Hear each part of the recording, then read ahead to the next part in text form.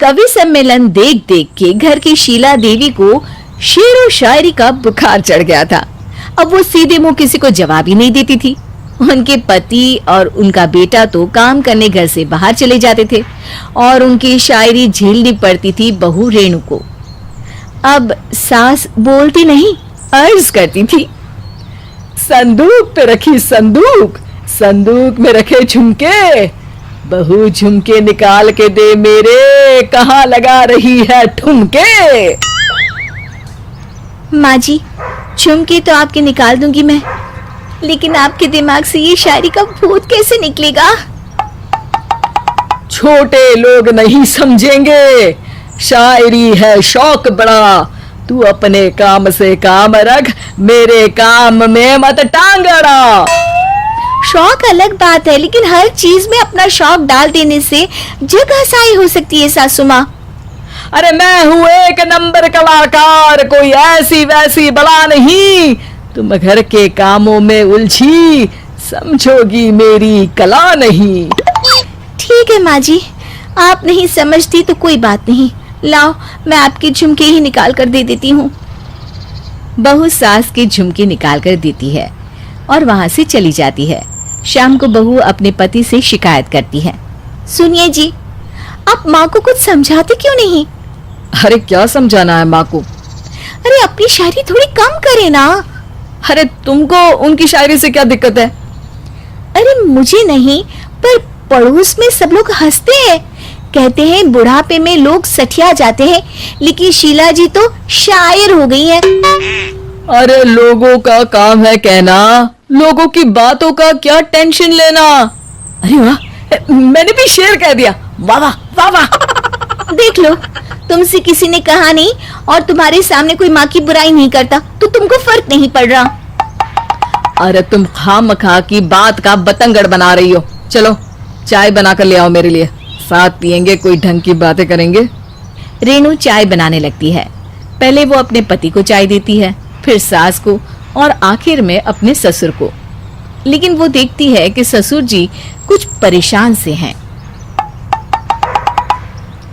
क्या हुआ ससुर जी, कोई बात हो गई है क्या? अरे तेरी सास बात बात पे शायरी करती है। कल मैंने पूछा कि खाना खाया तो तेरी सास ने क्या जवाब दिया पता है? अरे गलती की और आरोपी ने कोड़े खा लिए फटाफट, खाना तो नहीं पर पकोड़े खा लिए झटाझट। अब बता क्या जवाब दूं इस बात का?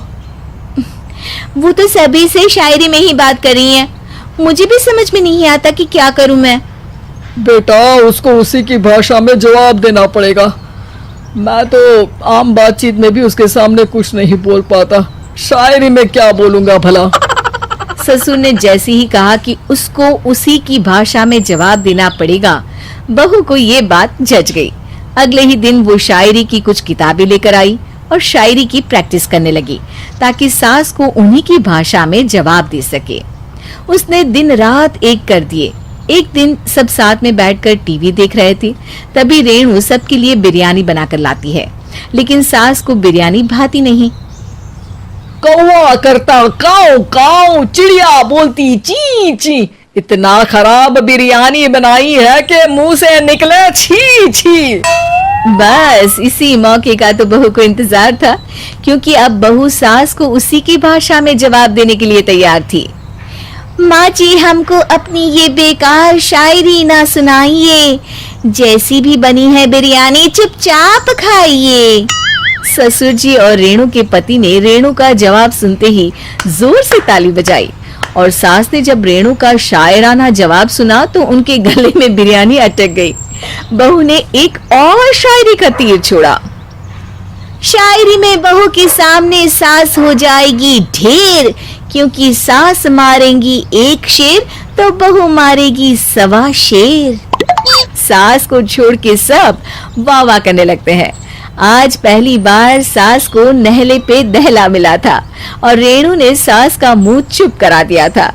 अगले दिन रेणु का पति उससे कहता है, अरे वाह, तुमने तो माँ की बोलती ही बंद कर दी, मजा आ गया। अब मेरे लिए कुछ बना दो, खाकर मैं काम पर चला जाऊं। शायरी ही है मेरा जीवन, वही करूंगी जी भर के।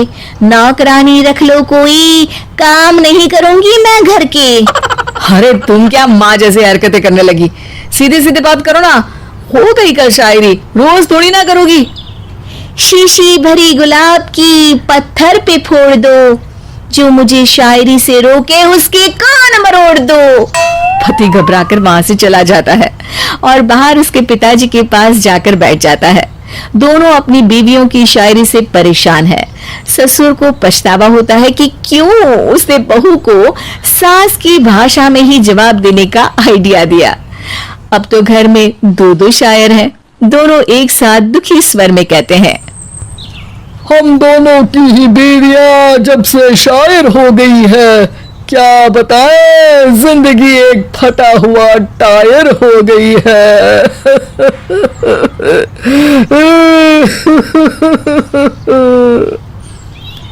हम दोनों की ही बीवियां जब से शायर हो गई है, क्या बताएं, जिंदगी एक फटा हुआ टायर हो गई है।